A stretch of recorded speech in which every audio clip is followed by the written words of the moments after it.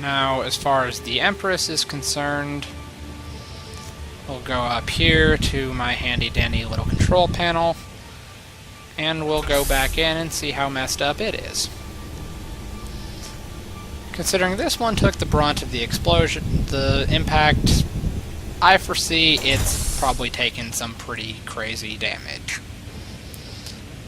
Now this one, on the other hand, I actually used the full capability of the gravity generators.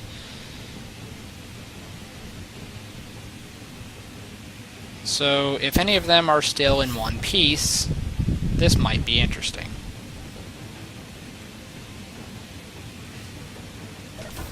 And obviously, given the state of the rest of the ship, I think maintaining its pressure is probably beyond the question.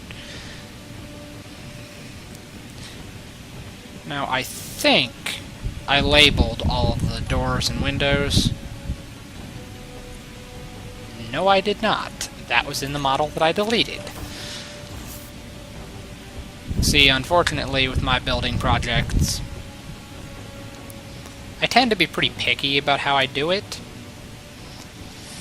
So if I feel the design's not going too well, there's a good chance that I may just say, screw it, I'm deleting it and starting over. This particular project, when I built the Empress, it had a couple of build stages. And this ended up being the finished one that I think came out the best. As you can see, the hydrogen storage is gone. Well, part of the hydrogen storage. Its one flaw is it would not be advisable to use this ship in a survival situation, mainly because there's not really enough hydrogen to keep the ship up. Or at least there wasn't when I originally made the ship.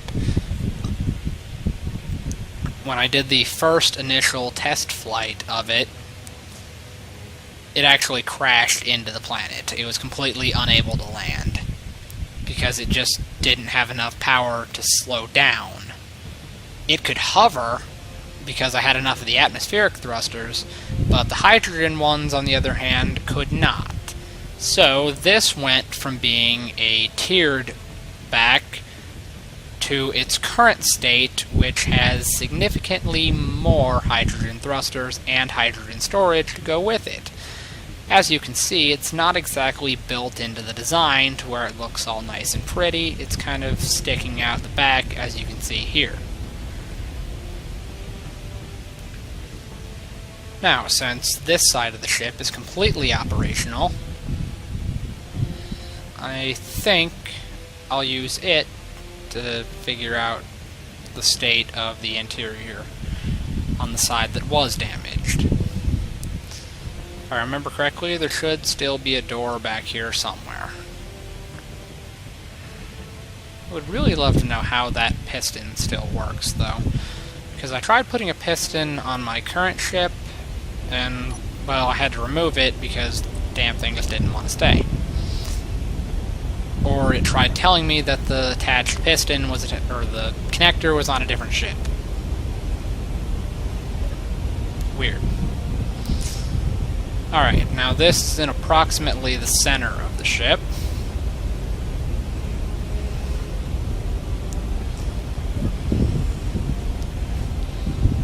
Pretty sure all engineering systems are down on this level.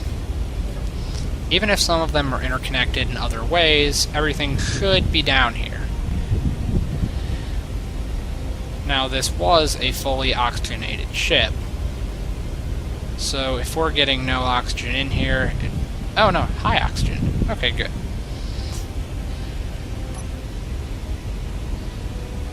Alright.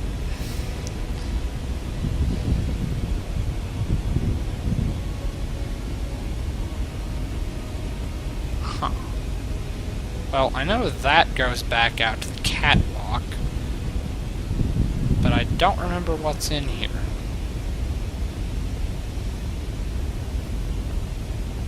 Oh, that's right, I built a room just for the jump drives. Wow. How in the... It's even pressurized. I don't understand this sometimes. Basically, the room had oxygen in it, yet it just treated it as if we depressurized the room, even though this room is clearly still pressurized. Unless, of course, that room was only lightly pressurized because of a possible breach somewhere. It's really anybody's guess. The door behind me, there'd be no point in going through it. The catwalk's ripped in half, as you've seen earlier in the video. This room is still intact, or not. Alright, well, this room should not still be intact, because at least one of these sides, which I regrettably did not put a door on, and if you look down here, per my own building criteria, I totally could have moved those stairs and put a door. But I chose not to, because I figured, how are they ever going to breach this far into the ship? Clearly, that was a stupid question.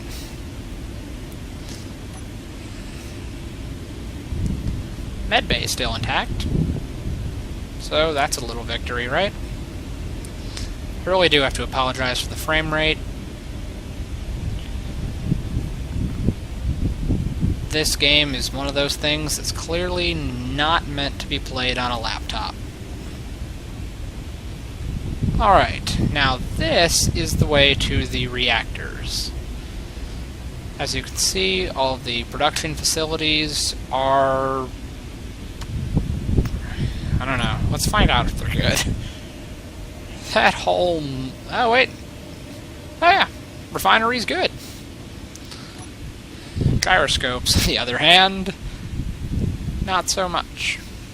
Well, okay, that's not fair. Some of them are intact. Okay, half of them are intact. Well, the room's already breached, so it ain't really gonna matter if I leave that door open.